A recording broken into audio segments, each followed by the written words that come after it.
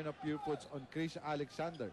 Well, Chris Alexander is guarding into si Rico Villanueva, so you can expect him to just stay there inside the shaded lane.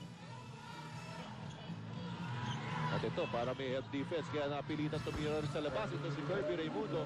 Actually, pag binabantayan mo ngayon itong mga malalaki mama, pwede mo nang dikitan ng gusto dahil pagka lampasan ka naman, you have a Chris Alexander there inside. Correct. At itong si Kirby Raimundo, hindi mo talaga maaaring iwan. May tira talaga yan ng mga 15 to 17 feet away from the basket. And expectedly, dahil nga may height disadvantage of Pure Foods, ng zone defense sila.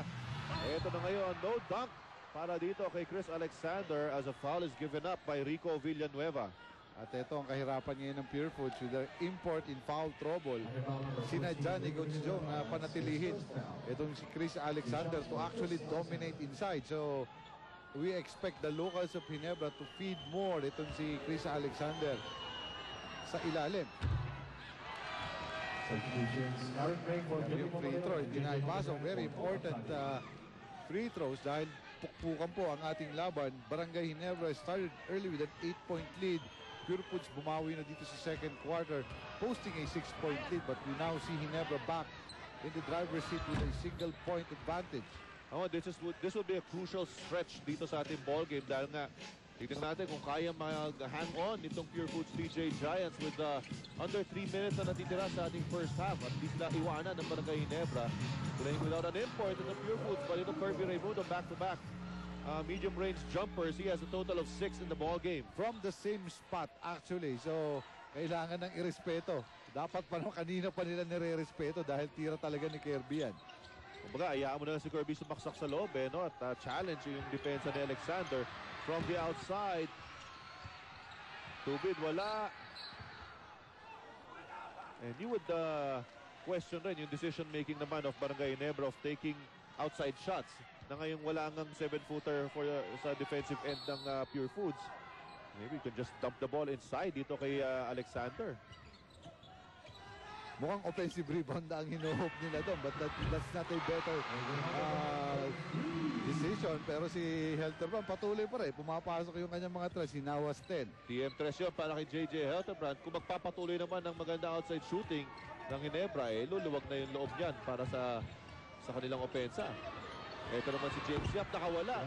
At ito na nga, ginagamit na ng Pure Foods yung strength na kanilang laro, which is outside shooting. Pinapadali din ni Coach Ryan ang trabaho nitong si James Yap. Sa pagpasok ni PJ Simon kanina, ay nakuha yung some scoring load. Ngayon bumabalik naman kay James Yap yan. Wala yung tira na yun ni Eric Menk. Here's Chico Lanete. Lanete stops and pops. Lanete gets the basket. At lamang na po dito ang Pure Foods TJ Giants holding the fort. Habang wala yung kanilang import. Yun yung mga tira na hindi mo mapapagalitan. Kung naminti siya, mapapagalitan mo. Pero pumasok that's a confident shot on the part of Lanete. Another outside shot. A miss this time para kay JJ Helterbrand. Isa na naman pukol mula kay Chico Lanete. A lot of confidence behind that shot. Walang konsensya, pero pumapasok Pag may mga player na nararamdaman mo na you're on the scoring rhythm, why not? And a 30-second timeout is called here by Coach Joey Chico. Hindi niya nagugustuhan yung nangyayari ngayon. Nawala na nga yung import itong Pure Foods. Ngayon pa sila nilalamangan. Because precisely, kaya siya pinasok para mag-dominate sa loob. But, ang kanilang mga tira, parang galing sa labas. Yun na nga no? So kailangan siguro mag-extend out na siya shooters itong depensa ng Barangay Ginebra. And on the offensive end to try to attack the basket. Dahil itong Pure Foods nasa penalty na rin. A minute and 10 seconds na lamang ang natitira, and what a first half we've seen here na talagang ipinapakita ng magkabilang kupunan yung kagustuhan nilang maipanalo ito, especially Pure Foods. Ayaw nilang mahabol dahil pag nahabol sila, hinila talaga silang pababa at mapapantayan pa sila ng Barangay Ginebra. Plus, it would be a 2-game winning streak if they lose again. That's right. So ito na ngayon ang Ginebra. Tingnan natin kung ano na pag-usapan nila sa kanilang timeout. Alexander gives it to Tubid. Ngayon, nagtao-tao itong Pure Foods TJ Giants. Here's Ronald Tubid, tumira ulit sa labas. Tapos, 2 seconds sa clock. At yun, naisalba ni Chris Alexander.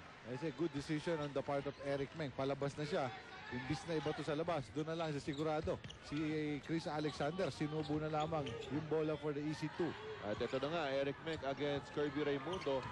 Tira ulit sa labas from Kirby, maikse. Napulot ni JJ Helterbrand.